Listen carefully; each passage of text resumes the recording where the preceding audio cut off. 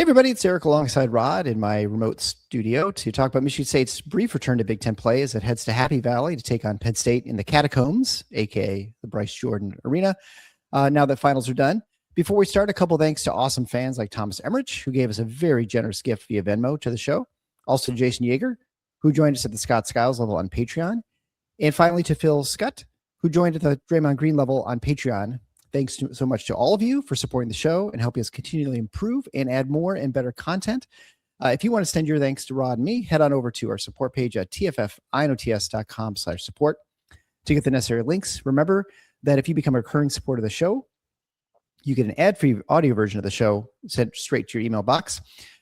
Okay, Rod, let's talk about Penn State. You had picked them 17th in the Big Ten, and to date, they haven't disappointed. Although their overall record is... I'm feeling pretty good about that one. I'm pretty solid. There's a pick or two that I don't feel great about. Oregon is one, right. But I feel pretty good about Penn State. Yeah. The overall record is pretty good at 8-2, but don't let that fool you. I know it doesn't fool you or me. They've only played two high major teams to date, have lost both, including their Big Ten opener on the road Tuesday night to Indiana, 113-72. Mike Rhodes is in his third season, and despite his modest success in the first year, partly in the backs of transfers he brought over from VCU, he's really struggling at Penn State with lack of support for basketball, which is, that's we've talked about that ad nauseum at this point. So there's really not much point going into that any further. They've got plenty of other issues going on at Penn State besides just their basketball program. So I don't know where you want to talk about that a little bit, just sort of their season right now. Yeah. I mean, they've did the two high majors, and again, they blasted by Indiana again on the road, but they have not looked good despite winning, beating Campbell. They've played two high major opponents. They played Indiana, which obviously I watched that game.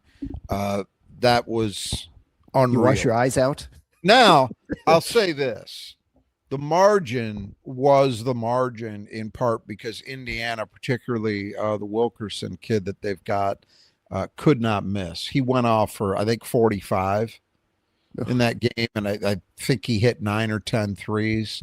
So some of the fact they got beat that badly was just that Indiana offensively was on. And if you watched Indiana at all this year, you know that that's essentially what they are. They're sort of they strike me as, thank God we've got them so we haven't completely lost the Fran McCaffrey in this conference. Yeah.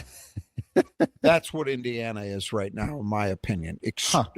Capable of being extremely impressive offensively, not so much defensively. But in any rate, Penn State was awful and Indiana was on fire. And when you get that, you get a 41-point loss. Yeah. But their other high major game was against Providence, who has not played particularly well this year so far. And Penn State got beat by 12. So that to me is far, far, far more telling than the 8 tomato cans they've managed to knock over. That doesn't tell you very much. And this isn't a surprise. As you said, I picked them 17th for a reason. Yeah. And it's not that they're devoid of talent. It's that they're extremely young. They essentially only brought back 2 guys who played last year and only one guy who was seriously in the rotation. So they're starting over. They were maybe a little bit surprisingly competitive Rhodes' first 2 years because he did a nice job in the transfer portal and particularly had some guys that he had coached at his previous stop at VCU. Right. So that was a big help to making them at least competitive, which they were. But I think to his credit, he is now in year 3 really at the true starting point of what he wants his program to be. Right, and he's got 10 guys in his rotation. Half of them are freshmen. Yeah. So he's trying to build a base that he could develop from and not just hope to be, hey, we're competitive, we push people, and we go 7-13 in the league. Yeah, in a best case, which is what they've been the last couple of years. He's trying to build something that's going to go beyond that and actually get Penn State to a point that they can compete for tournament bids, maybe push to be in the upper echelon of the league occasionally, that kind of thing. So if you're going to do that, I think he's right. this is the way to do it. The problem is he's not at Michigan State. He's not at Purdue, where the freshmen are going to be of a sufficient quality. And he's also got guys who they've been doing it for so long that they've constantly got an older group for those guys to learn from. He's having to do it from scratch. And the differences are obvious and striking. Let's put it that way. So that's in Penn State this year in a nutshell. It is going to be erratic. It is going to be inconsistent. They may have individual games where they look better because, again, I don't think they're completely devoid of talent. It's just extremely young, and it's not, other than one player who we'll talk about, it's not really developed yet. So, yeah. Well, and, we had talked the preseason that Mike Rhodes is going about things a little differently than other programs. I think that's partly, or at least maybe in large part, just due to the lack of support that Penn State's going to have for its basketball program, that you have to rely on freshman recruits, right? And it's a different way to do it. And we kind of talked about there's a possibility, maybe on some level, that he can get a little bit better recruits than he might have been able to do 10 years ago, since then the high majors might be going after the transfers more, and there'll be a little less of emphasis on high school recruiting. The trouble he's going to have, are obvious as far as getting recruit. One is if you get someone who turns out you find a gem, can you hang on to them and not lose them to another Big Ten program? I mean, that's going to be a huge problem for him. And that'll come down to relationships, retention, and, can he find some funding? And I think the other thing too is, my guess is their ability to recruit overseas, which a lot of teams have been doing, like Slovakia and Slovenia. Is that something that they could even do? And if they would even even if they were to have the ability to get over there, they probably wouldn't have the funds in order to bring those players and to lure them out of the Adriatic League or wherever they're playing, in the Balkans. Well, they did a little bit of that in this class. Yes, they've got a kid from Turkey. They have a kid from Slovenia. They've got another one from Croatia, but he spent last year at Sunrise Christian. So I guess so kind of American. Fully count him. But I think there's a lot of guys in the portal. If you're saying, would they be able to go get the upper echelon or even maybe the second tier guys, financially, maybe they would be strapped to compete. But they did that the last couple of years and were successful. Not everybody was from VCU.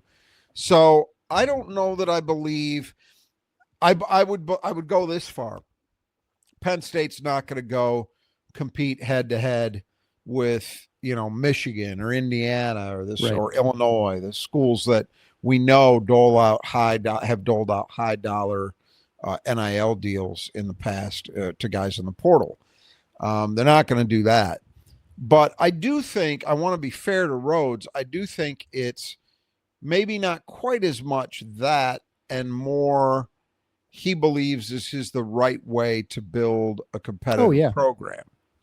I think he's making a choice. I do think you're right potentially about what the current environment might leave in the way of opportunities in high school recruiting for a program like Penn State. That's possible that you're right about that. They may be able to get a little higher quality player than they have generally in the past, just because a lot of schools that are above them in the high major pecking order aren't taking as many guys. Yeah. So that might well be true. I think the big risk is exactly what you laid out, though. It's great to talk about. I want to be a developmental program. I want to get guys as freshmen and have them here 3, 4, 5 years, and then see where we're at the end of that when we're older and experienced and we put in all that time.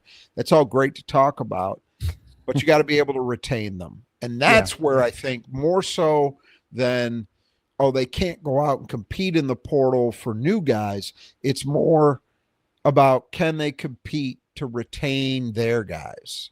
That's going to be the challenge. Well, and the other thing I want to talk about before we get into Penn State specifically, I think I sent you a text last night.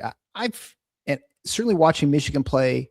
But a number of other teams playing high major teams, there seems to be a bigger point spread and disparity in these teams. Penn State going and losing for 40 to Indiana. Well, I wouldn't say it's a never event in the Big Ten, but it's pretty rare. Yes. And I feel like these point spreads are just profound. Like you see Michigan go and blast Gonzaga by 30, they're beating teams by 20. Or now again, Michigan I think is a very good team. So but even the Dukes go in, they're not beating everybody by 20 or 30 points. And yet I feel like I've seen that more this year. And I know I saw something in Bartovic. I think someone had tweeted something about that there's a bigger discrepancy in offensive defensive efficiencies of the Power Five versus the rest of the league, but the other leagues. And we've seen that Bartovic he just had a graph like an X and Y axis of both efficiencies. And you'd expect to find the best leagues at the far upper right part, which they have better offensive efficiency, defensive efficiencies than like, the SWAC or something like that. But it was sort of a continuum. You saw the Big 10, Big 12, SEC, and then as you go down, it's just like a continuous line of conferences, kind of where you'd expect. A10's up there, Mountain West is up towards that corner. And then as you get further away down to heading towards zero, on the line, you'd expect to find the poor leagues. But what you're seeing now is there are a bunch of leagues at the top and then a big hole. And then you're seeing the rest of the leagues kind of clump together down there. And I think we're seeing it on the floor. And not only do you see a bigger discrepancy between those leagues, but I think even within leagues, you're starting to see more the haves and the have-nots, like a Minnesota and a Penn State. I mean, to compete against a Michigan or Illinois or Michigan State, Indiana, I think the lack of resources you really start to see. Probably it's fair to say you see that in football as well. There just weren't that many compelling Big Ten football games this year. I thought there were just only a couple good teams, and everyone else like, kind of whatever. Well, I don't think you're imagining it. As I said to you last night, I think I've been struck by the same thing. It's interesting that Torvik has put some data together, but that tends to buttress my anecdotal impression as well, which is that we are seeing far more big margins. Yeah. And so it's a phenomenon in search of an explanation at the moment, right? Right. I don't know that I'm convinced of any one thing. I mean, the first place people are going to go is, it's the portal. Oh, it's NIL. Sure. Talent sorting out this way that you've got super. I don't know that I buy into that as much as I do. The best explanation I can offer, and the only problem with it is, well, if that's true, why haven't we seen it the 3-4 previous years like this? Right. And I don't know the answer. The only thing I can offer is that what you are seeing is what happens when you have this gigantic jumbling of rosters. And so almost everybody is entirely new. And it's like Izzo says, some of these groups that bring in, 5, 6, 7 new guys are going to gel quickly. It just happens. And a lot of them aren't. And that maybe we'll see that. Along those lines, I have thought to myself in watching this so far this season, that it's going to be interesting to me what we're seeing in like late January, early February. Does this kind of stop happening at the rate it's been? The theory being some of these teams will start to gel that haven't as of yet. Penn State, these freshmen 3 months into a season maybe aren't playing like freshmen all the time, Right. So maybe that would help. But it is definitely happening. I mean, the Michigan run, look, I'm still, and I know this is, people are going to say this is, you hate Michigan. That's why it's not that. It's honest. I'm trying to be as objective as I can. If they get the guard play that they've been getting for the last 2.5 weeks, they will be in it with anybody to win the national title. Right. I'm not convinced that's what's going to happen. I am still very much from Missouri as to their guard play. And so we'll see. But what they've been doing with their guards playing well has been remarkable. I mean, there was a discussion on the Spartan Mag board where I'm not going to call the person out. It's fine. Everybody's entitled to their opinion, but somebody compared them to 1990-91 UNLV, and I had to call time on that. I said, no. But it's been very impressive. You see a team like Indiana, which, by the way, has lost a couple times. Yeah, they're suspect. Go out and just at Minnesota destroy Penn State. So we're seeing this kind of thing where there are these what seem to be big gaps. And I also do think this, one more thought on this topic. I do think that the bottom of the Big Ten this year is maybe a little worse than we've seen. I mean, Minnesota pulled off a win the other night at home, which was, and I'm trying to remember who they got. Indiana. That's right. What am I saying? So there you go. They got Indiana. And that's, by the way, with their point guard having just gotten hurt, and he's out for the year. The kid from Detroit King, Chauncey Willis, who transferred in from Western. He didn't even play in that game, and Minnesota still won. So, but that, despite that, Minnesota's bad.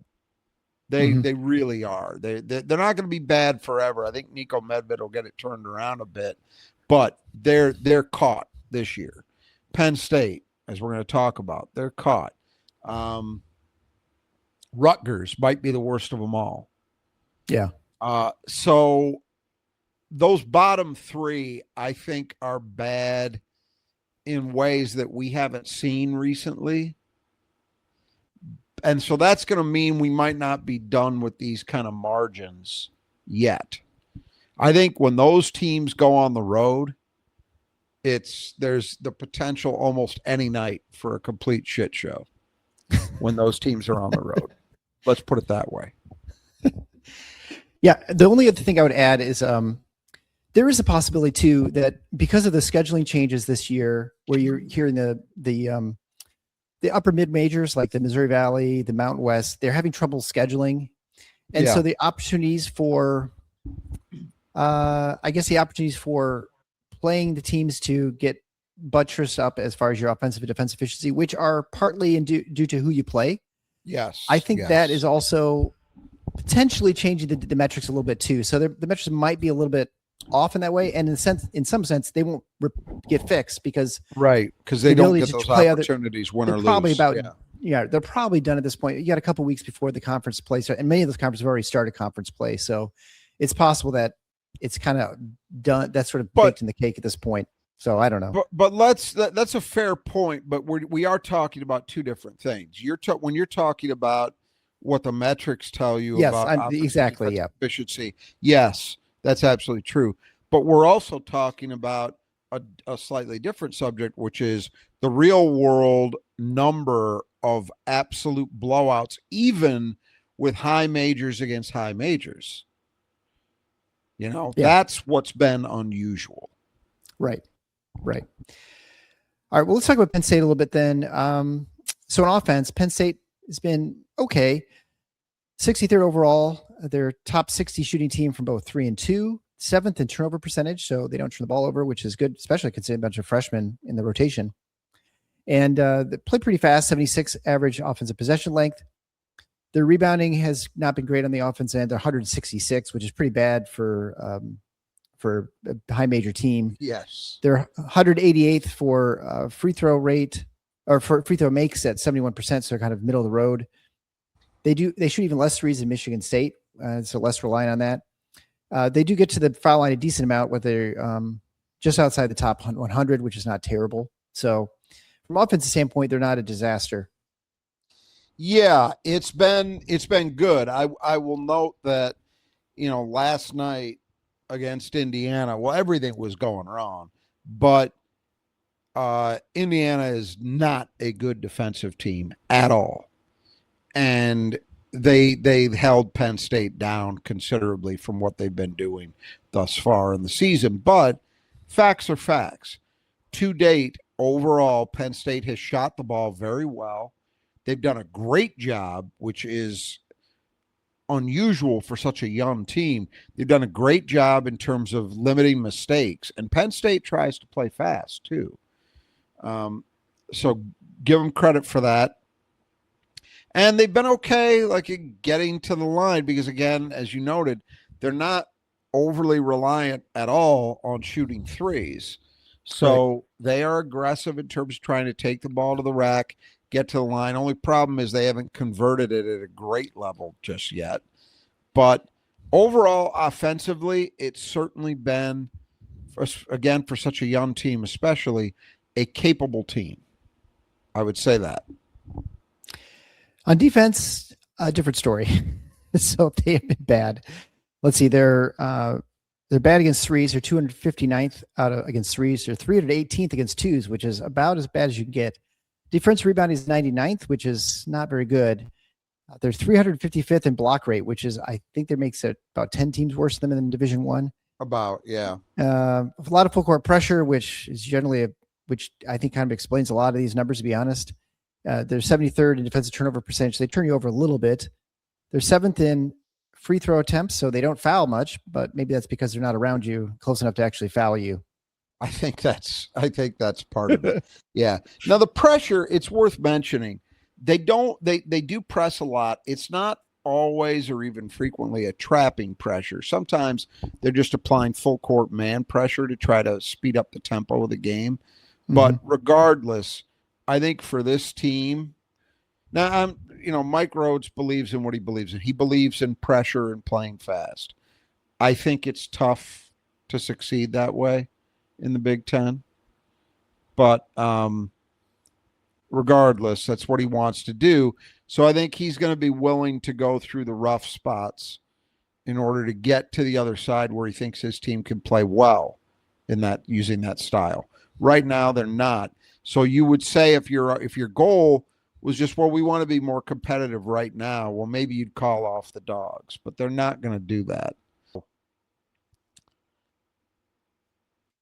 I think that's just going to be what they are as they try to learn how to play this way. The lack of fouls, yeah, normally you'd say, well, that's a great thing. You're not putting opponents on the line very much. But I think in this case, you can read. Let's put it this way. Last night, I don't know how many free throws Indiana shot. It didn't seem like it was a ton. But a lot of that was because Indiana had no one around a shooter. Nobody. So not necessarily as good a thing as it might appear to be on the surface, right? Yeah. The defensive rebounding is not a disaster, but 99 as a Big Ten team, that's not a great number. And what's interesting about it to me at both ends on the boards, and we'll return to this theme in a bit, is this is not a team, as some other Penn State teams have been in the recent past, that lacks size. They've got a ton of size. Yeah. And I don't mean just height. They've got guys that are put together like 240, 250. On the surface, you look at that team and think they shouldn't have a problem. It goes to show you rebounding is not all about size. So yes, in any event, that's been a problem. And again, despite all that size, zero rim protection, like none. And part of that is oftentimes teams that block shots well. Michigan State's a good example of this. Yes, they've got size, but that size is also athletic. Like sure, they've got guys that can make it over from the weak side to protect the rim against a penetrator, for example. Penn State's big guys are not particularly athletic at this stage. They're big. They don't, in my mind, at least based on what I've seen, I don't see a high degree of athleticism. All of that is also adding up to presenting major problems in the basic core areas of a defense, which is how well do you force the other guys to miss the shots that they take? They're not very good, either outside the arc or especially inside the arc. And so that's the problem in a nutshell. The offense has probably been good enough where you could say, well, they could compete a little bit in the Big Ten, but the defense is so bad that I think it's going to be a struggle getting wins. I mean, they'll get some along the way against somebody, but it's going to be a struggle getting many.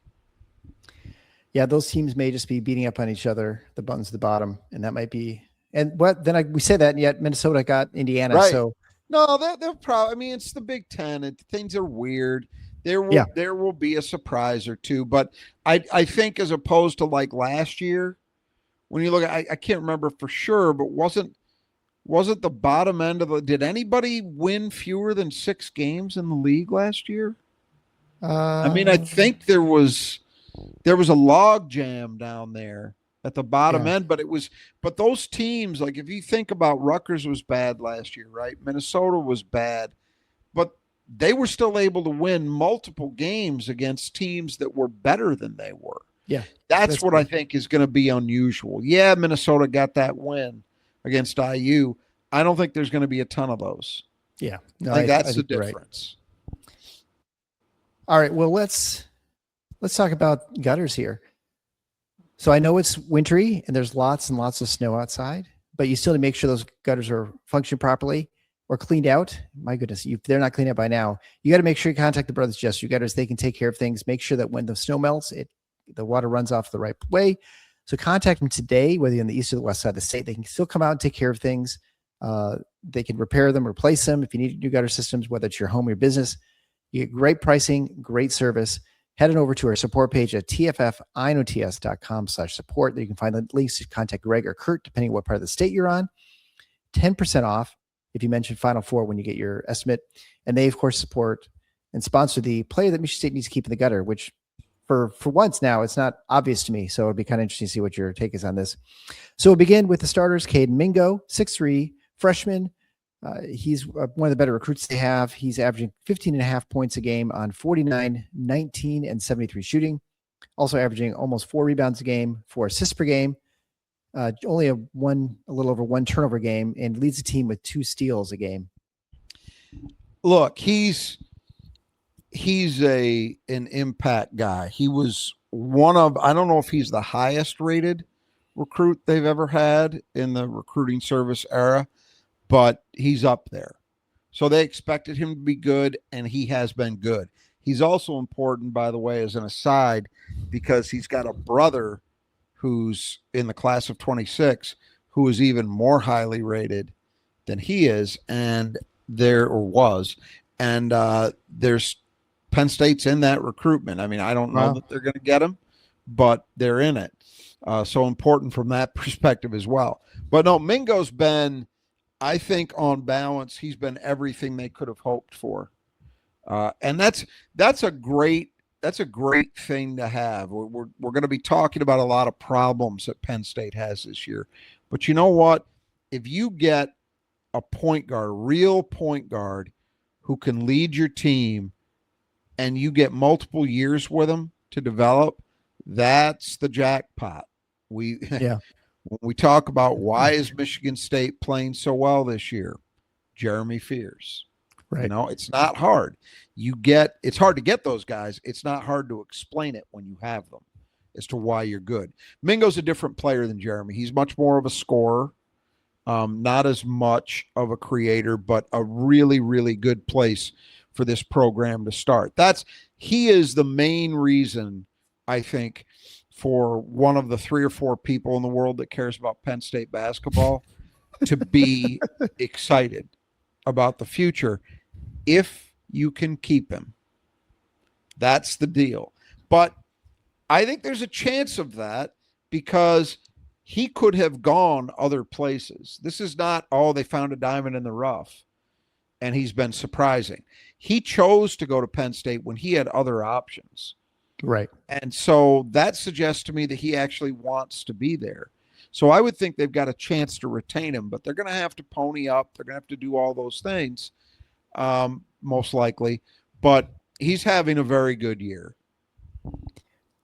Well, the last three shows we've done, we've had quite a few opposing fans, at least find our videos on YouTube, both North Carolina, Iowa, and Duke. I don't suspect we're going to have a whole lot of Penn State fans end up watching this show. Well, welcome. They don't exist. So. I know, whether the fans or the shows, probably both. It's too bad. It really We talked is. about this plenty of It's a times. shame. That building is, I have not been there, but my understanding, you can kind of see it from television, is although it's lit very differently, stylistically, the building was very much modeled on Breslin. And it's a newer, it's probably, I'm going to guess Bryce 20 Jordan years. is 25 years old, Yeah, probably. something like that. Still, I'm sure in really good shape. It's just, yeah, it's a shame, but that's the way it is, I guess, culturally at that school. And we've seen enough now, different coaches, different levels of enthusiasm from those coaches, all of that. We've seen Penn State go to NCAA tournaments and win games there, and nothing changes. Nope. Yeah. Well, then next we go on to Billy Tunka, 6'5" freshman, another freshman. This guy is from Turkey. He's averaging almost 13 points a game, shooting 52, 46, and 76. So he's pretty good from the perimeter. He's also second the team assists with 3.5 a game, with a little 2-to-1 assist turnover ratio. So pretty good second guard. Yeah, and again, if you can hold on to him, great. Offensively, it's important to note we're running through offensive numbers because defensive counting numbers don't really tell you very much. But trust me when I say these guys are really, really bad defensively. But offensively, they've got some guys who have done some things, and this is another example of that. If they can keep this combination together of these two guys, then they're in good shape. Then we have Dominic Stewart, 6'5" sophomore. So he's one of the ones with some experience. He was at Penn State last year. He's now starting, averaging 7.2 points a game on 44, 40, and 50 shooting. The most of his shots are from behind the arc. 2/3 of them. And that makes him a rarity. Most of these guys, like, for example, we talked about Tunka, who has shot extremely well from deep, but he doesn't take many of them. Right. He's averaging I think he's averaging fewer than 3 attempts per game. Stewart's the one guy in this lineup that is going to take, when he's raising up for a shot, odds are good it's a 3. Next is Josh Reed, 6'8", 230-pound senior, one of the transfers from Cincinnati, averaging 10 points a game, a little under 4 rebounds a game, which makes him second on the team, and shooting 51, 26, and 84. Yeah, it was. I think they looked at it as important. I mentioned how they've got a lot of size, and they do, but they didn't have a lot of experienced size. So I think it was important to Rhodes bring in a guy who's got high major experience and who's going to be able to provide a physical presence, and that's Reed's primary role. He's not much of a scorer. And then finally at the 5, we have Ivan Juric, 7-footer, 250-pound freshman from Croatia, although he was playing the States, as we talked about earlier. So he's kind of an American recruit in some respects. A little under 10 points a game, 4 rebounds a game, shooting 67, 40, and 57. Yeah, the 40 is low volume. He's 4 for Right. 10 from 3 on the year. So I don't know how much of a threat he really is given that, but he's only averaging 1 attempt per game. But nevertheless, it shows you where the potential is. Juric is a guy that I think they're, again, another freshman that they're excited about in the long run. When these guys, if and when these guys figure it out a bit defensively, they might have something if they can keep this core together, because these are obviously, as you're seeing from the numbers, even if we adjust the scale a bit to recognize that most of their games have been against bad and overmatched opposition, they're still putting up good numbers. And so it does suggest that there is potential on the offensive end for this team to get better if they're allowed to stay together and evolve. Then we'll move to the bench. We start with Freddie Dion. He's a 6'5" junior. He was on the team last year. He is averaging 13.3 points a game, 3.6 rebounds a game, shooting 50, 39, and 91. Was he a transfer? Or he did. He transferred in last year. Transferred in last year from Tennessee. Yes. Yeah, okay. And was a big get. And look, he's even though he has not been starting lately, he's still the second leading scorer on the team. Right. So he's a guy they asked for. What's interesting is he when he came into Tennessee from the high school ranks, and even when Penn State got him, the feeling was he was very much a combo guard. It seems to me that Penn State has more or less made the decision to erase the combo. He's not playing on the ball as much. He's more of a scorer now because they've got other guys that can run the offense. But he's a nice player. I mean, I think he's last year and this year, I think he's pretty much been as advertised. Next, we have a sophomore transfer from Nebraska, 6'8", 230 pounds, Eli Rice. He's averaging a little under 6 points a game, 1.3 rebounds a game, plays about 16 minutes, shooting 43, 50, and 90. Yeah, and another player that is more of a perimeter guy offensively than anything else at this stage. But again, if you've got a guy 6'8", 230 who can shoot, well, you can do some things with that. Yeah. So if only any of these guys could guard someone. That may be what Rhodes says all season long. I think Next, so. we have Tibor Mrcic. He's 6'9", 250-pound sophomore from Slovenia, because every team has to have a player from either Slovakia or Slovenia. Freshman. Yes, sorry, freshman, yeah. He's averaging 4.5 points a game, 3.7 rebounds a game, plays about 15 minutes, shooting 63, 50, although that's just 1 for 2 in the season. And then really, really terrible 33% from the line, which I'm guessing is not a lot. Which makes you wonder how legit the 3-point shooting is. But again, another big body and one that has potential to develop, I'm sure, if it happens at Penn State, if there's time. Yeah, and I suppose you don't probably know the age of the because I always wonder sometimes the freshmen they're really 18 or they could be 22. Their guys are not. I don't believe their guys are of the 22, 23-year-old freshman variety. They're Those guys like are 19 or something. Yeah. Right. Then we have Mason Blackwood, 6'7", 230-pound freshman. He's a forward playing a few minutes, only 7 minutes a game, averaging a little over a point a game, and he's only been about half the games. Right, but due to injury. But he's another guy. He and Mingo were the two domestic freshmen that they were really excited about. And so I would not be surprised to see his role growing as this year goes along. And finally is Sasa Chiani, 6'10", 240-pound junior transfer from UIC, Illinois, Chicago. Also played at Xavier, so he's kind of been around. Averaging 2.4 points a game, 2.8 rebounds a game in 12 minutes, shooting 33% from the floor and 73 from the line. So you see what I mean about size, though. That's 1, 2, 3, 4, yeah, they got a lot. 5 guys in the 6 guys in the playing rotation who are at least 6'7", 230. Yeah. It's a lot of size. It doesn't play the way you expect a lot of size to play, but they do have it. All right. So then I guess maybe this is more obvious than I would have guessed, but so who do you have as a player Michigan State needs to keep in the gutter? Oh, it's Mingo. There's no question about that. He's their best player. He's got the ball. We seem to have come across this a lot this year. We've had a lot of point guards who end up in this role. And I think whenever you're talking about a point guard who also is a scorer, it just makes it an obvious choice because that guy's going to have the ball in their hands a predominant amount of the time. And I think for Penn State, Mingo is very clearly the engine that makes their offense go. So in all ways, so he's the choice.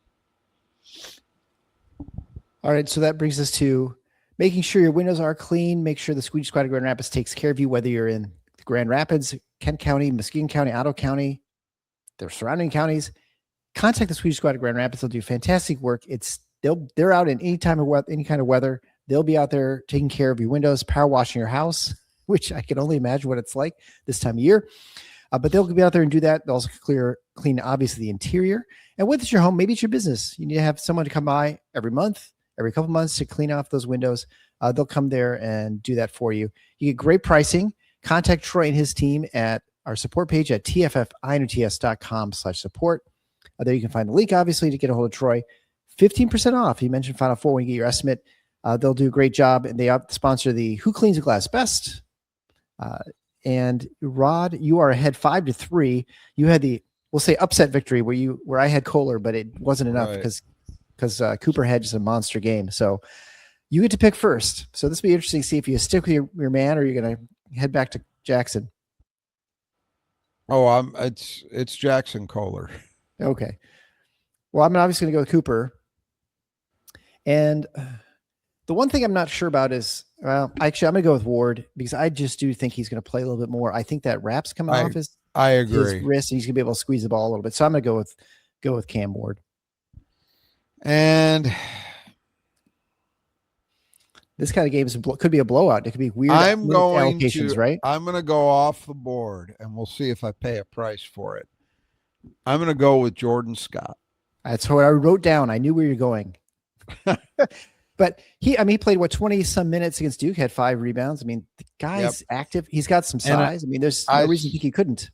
And I suspect that he's going to play. I wouldn't even be surprised if he starts this game for Michigan State, based on what he did against Duke. Yeah. So I think he's going to get the opportunity, and we'll see if he comes through for me. Now watch Cohen carve the best rebounding game of his season. Well, if it does, it won't hurt you. So it's not a big deal. That's true because he's off the board for both of us. For both of us, yeah. It's interesting too with that 2 spot. Everyone kind of panics about it, and I understand that the consternation, but it's also we're the second week of December, and so to not have that rotation sort of figured out completely is not that unusual, especially when you have a hole that was left from the year before. So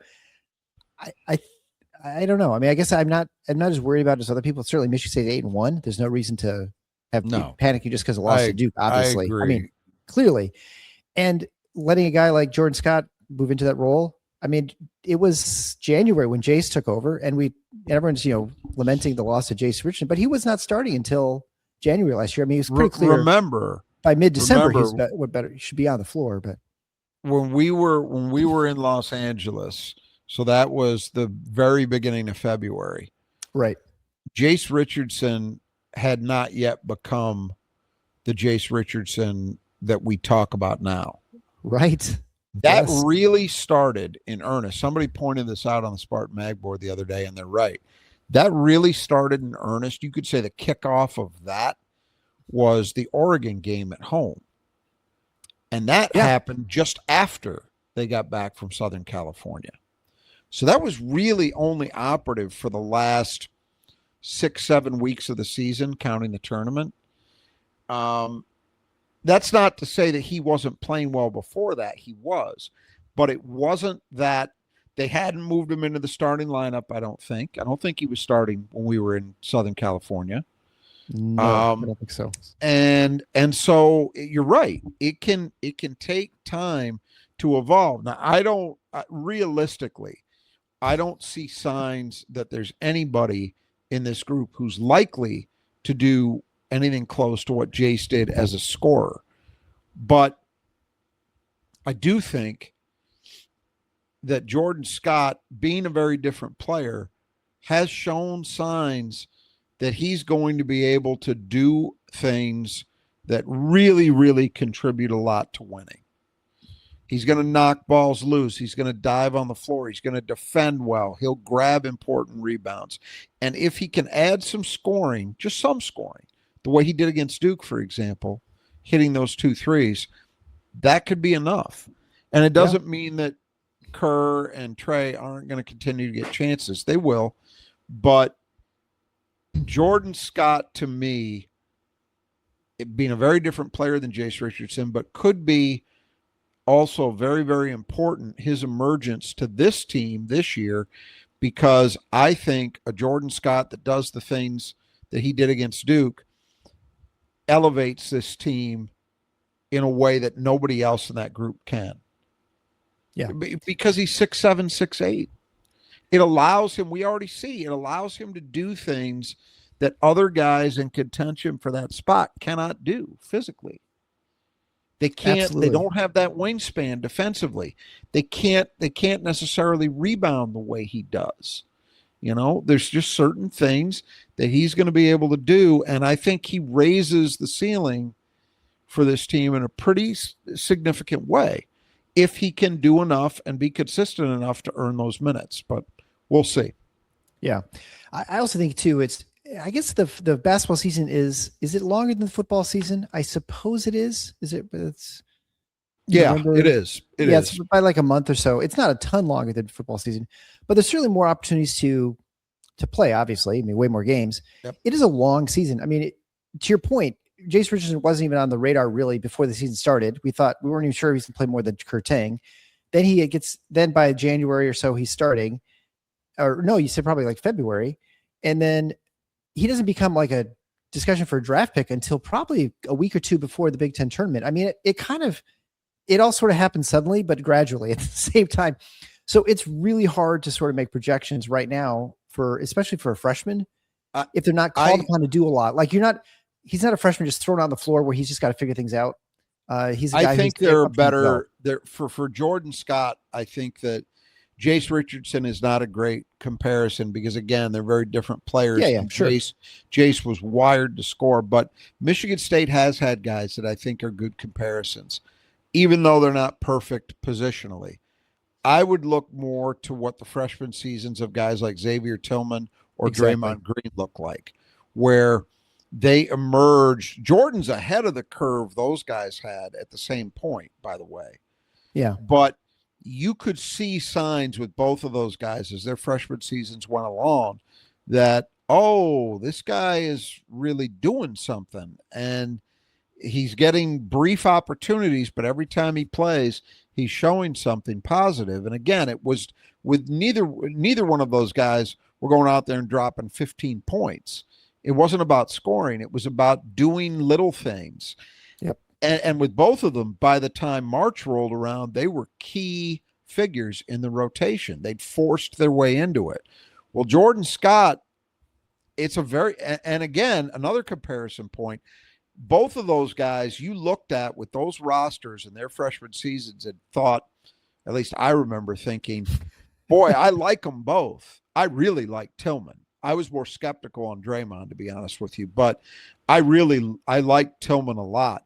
But I just thought, boy, with the number of guys they've got at his position, it's hard to see a major role this year. Red shirts were even talked about, right? With those guys. Well, Jordan Scott coming into the season, a lot of people had questions about, can he handle the physicality? Can he do the little things? And he's blowing those out of the water right now. So I do think there are some comparisons there.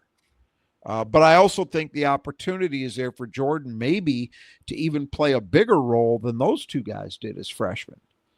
Yeah, because the opportunity is greater. Yeah, the lineup is just kind of not, and it's not like there weren't opportunities for the senior and the sophomore to Tang or Fort to have an opportunity to, and they might still look. Those guys, yeah, right. It's still early. It's still long. I'm just saying, I know what gets valued in the Michigan State program by now. I think we all should. And it just looks very obvious to me as to which of those guys is giving you the most of those types of things. And so then the only question is, can he settle in enough offensively where you feel like you could afford to give him 20, 25 minutes? Rather than 12 to 15.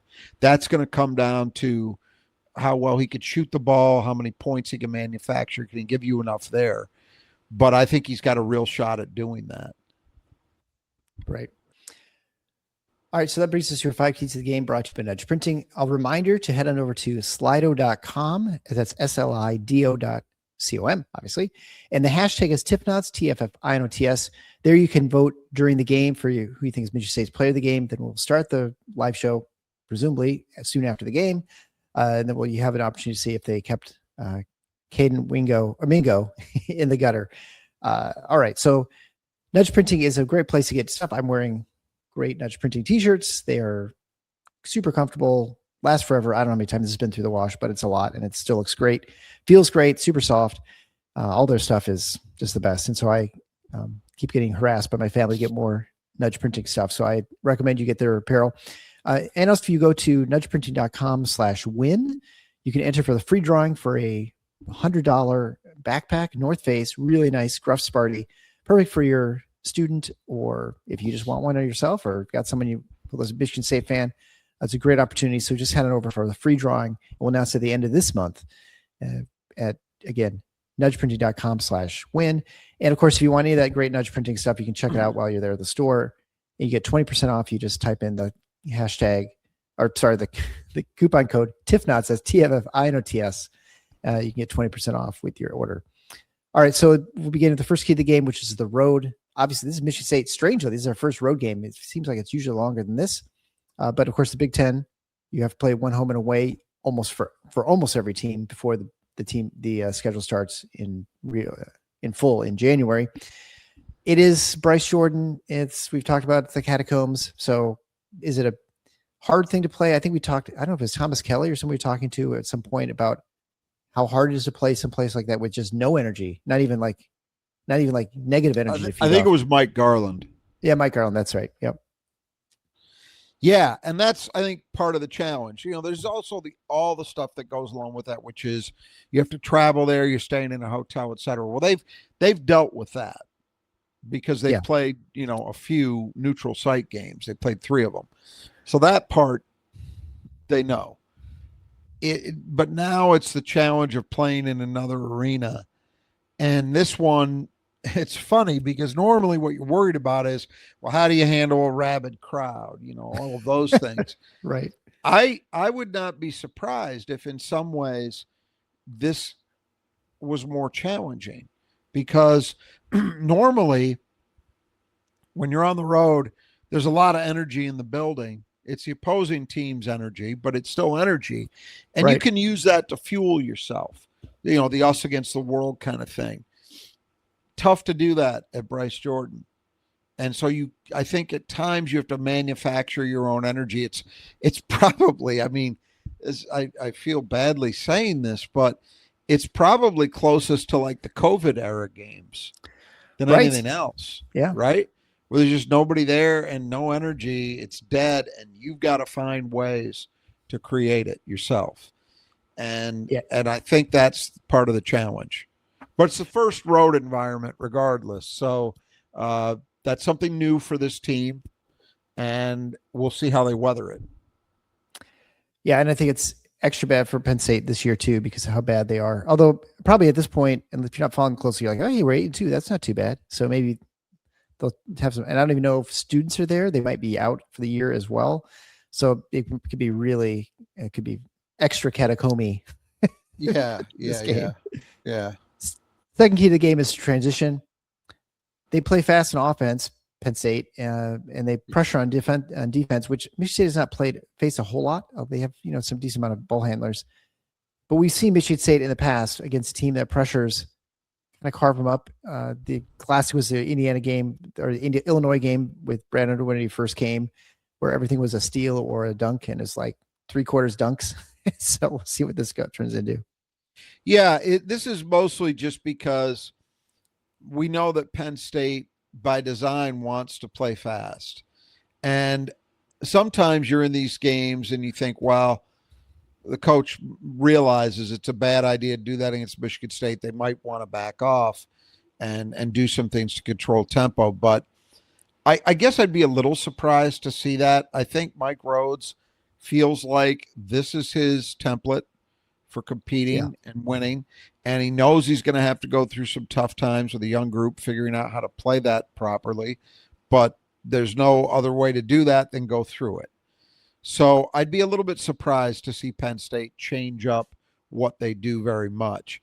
If that's the case, Michigan State should have ample opportunity to run. And they need to take advantage of it. Third key to the game is the glass. Not a great effort against Duke. Michigan State was not good from an offensive rebounding standpoint, where he expected them to make some difference, and that that could have been the explanation for losing that game, because they only ended up, I think, with a little under 30% offensive rebounding rate, where they have been just killing teams at over 40%. This is a team that, on paper, again, looks like they should dominate, and also on the defensive end, I think they should have no trouble with Penn State. Yeah, Penn State is probably by definition a mediocre rebounding team. By Big Ten standards, maybe a little bit worse than that. Mm-hmm. Michigan State is currently top 15 at both ends nationally. So this is one where you very definitely come into the game thinking we ought to dominate. And hopefully they will. I think it's important after that Duke game where, I mean, I'm not going to sit here and say, oh my God, it was a disaster. They just got hammered. No, it wasn't. But that's the point, is you came into that game feeling like that's an area where they should be able to have an edge, and they didn't really. And I think that, as much as the zone execution or any of that stuff that people kind of focused on, I think the fact that they didn't decisively win the rebounding battle was a big factor in that loss. So they want to get back on the beam with a more typical Michigan State performance. Fourth key to the game is strong with the ball. Something Michigan State has done really well with most of the season. They had struggled a little bit early against Iowa, but then against Duke, I think, but they 5 turnovers the entire game or something like that.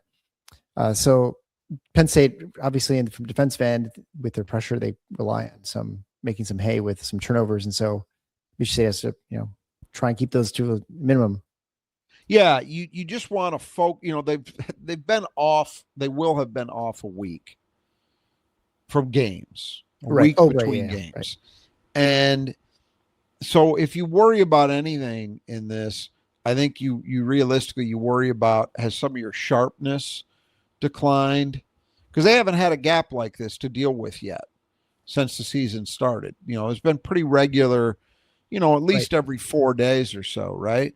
And this is a little longer layoff. Particularly, you worry about it against a team that is going to be aggressive. And it's maybe closer to the Iowa thing. I don't expect we're going to see like massive amounts of full court trapping or any of that stuff, but they're going to be active with their hands, and they've been successful. They've been a top 75 team in steal creation and forcing turnovers in general. So they're going to look to create a little bit of havoc. Can Michigan State be strong with the ball? And there have been times this year where we've seen them, or at least individual players, struggle with that a little bit. Carson Cooper, who's been pretty good, right, but has had a moment here or there where he struggled. So that's what you want to see. You see Michigan State handle that stuff well. And the fifth and final key to the game is defensive intensity. Michigan State has been really good. They're top 5 in nationally entering the game. Good against 2s and 3s. Good defensive rebounding team. Just got to keep bringing that same energy in a place where, again, like we said, they have to manufacture your energy a little bit.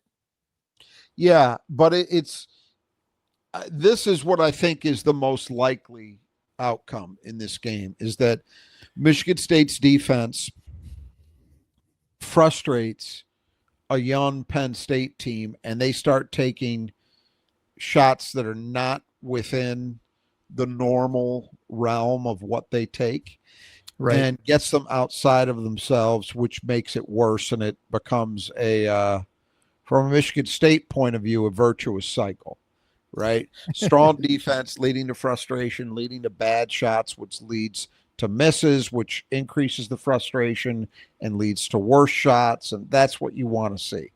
And the Michigan State team that we've seen all year long to this point, I think, has delivered. We've spent enough time talking about that this is defensively the most connected I've seen a Michigan State defense at this point in the season in years and years and years.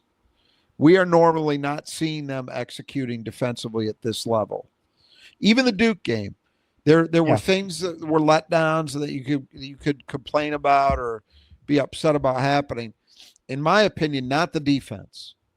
The defense was right where you wanted it to be against about as good an offensive opponent as they're going to see. So you would hope that Michigan State's defense delivers at the level they've been all year long to date. If they do, I think this becomes a laugher. Well, yeah, I mean, this is one of the worst teams in the league. You hope you get a laugher at this point, even though it is Well, on the road. Here's what I mean. Penn State is bad defensively. I don't think they're going to stop Michigan State from scoring. The chance that they would have to make it a competitive or even semi-competitive game is for their offense, which has been pretty decent, to do that, to be pretty decent. But they're going up against an elite defensive team. And so if Michigan State's defense is on point, it's hard to see this being competitive. Because I know they're going to score. I know they're going to score. Yeah. Well, I've definitely felt the effect. This is the first time we've had like 5 or 6 days in a row without talking to each other, I think. Yeah. So it's, and then I think we're gonna have another break. And then after then it's gonna be off to the races of the Big Ten season. So this is the last game of import, I guess you'd say, before a couple easier warm-up games before the Big Ten season begins in January. I don't know. I mean, I don't know what to expect, except that I think Michigan State, my impression has been this season that they've been focused. They've not had a game where they're just like off, where they don't bring intensity. Yep. I would expect that again this game. I'm actually be really surprised if that doesn't happen one game this season, which I mean, by statistically, you're going to have a kind of a dud at some point. Oh yeah. Yeah. They haven't shown any signs of even being close to that at this point. Yeah, they haven't. And so, you knock on wood and hope that continues. But that's a hard thing to do for young people over the course of 30 some games to deliver every time out from that perspective. Obviously execution in some areas of the game has ebbed and flowed. That's natural. But I think you're right in terms of looking at a game and saying, boy, they just didn't come out with the kind of focus that we're used to, or the intensity, the energy level. That has not been a problem. And I don't think it's going to ever be a real problem for this team, but can they answer the bell every time out? I'm with you. There'll probably be a point somewhere, but I think it's more likely, you would hope at least, it's more likely when maybe you could say, hey, this is the third game in 7 days. Yeah, right. And you're like, that's where you would expect it. This one would be another potential pitfall in that they've had so much time off. They'd say, well, the sharpness isn't there, but that shouldn't excuse the effort and intensity and energy. So I would be a little bit surprised if we don't see Michigan State operating well in those regards, at least. Maybe the execution is a little rough at times, but I'd be surprised if we don't see. And they're coming off a loss too. I don't know if everybody saw Jackson Kohler gave an interview yesterday, and I thought what he had to say was right on in terms of what he says the team's mindset is and what they know they have to do. And they're pissed off by the fact that they lost that game. And they should be, because that game was there. I think they were the better team. But they didn't get it done. And the reaction should be, okay, this is our next game. Sorry, Penn State, you're going to pay for the sins of Duke. and do it, so that's what you hope to see. Yeah. I would definitely be more concerned if I'm going to be more concerned in games like in Lincoln or like Madison or something like that. Those games are ones where if you have a little bit less intensity, you got teams that are good enough that can come up and get you. I struggle to see where it's a scenario where it works in Penn State.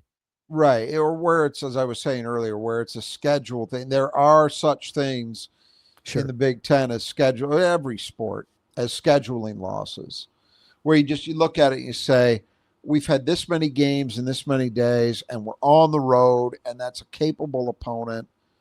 Yeah, there's nothing we can do. Those happen. Okay, once again, a last reminder, head over to our support page at tffinots.com/support. There you can find ways to visit our sponsors or also support the show. You can also head over to Slido, SLIDO.com, #TIFFNOTS. There you can enter a poll during the game to who you think is player of the game. And then, of course, you can join us after the game live on YouTube, X, Instagram, wherever you get your content from TIFFNOTS. Otherwise, you just catch us in the audio afterwards. So until next time, the Final Four is not on the schedule. Go green.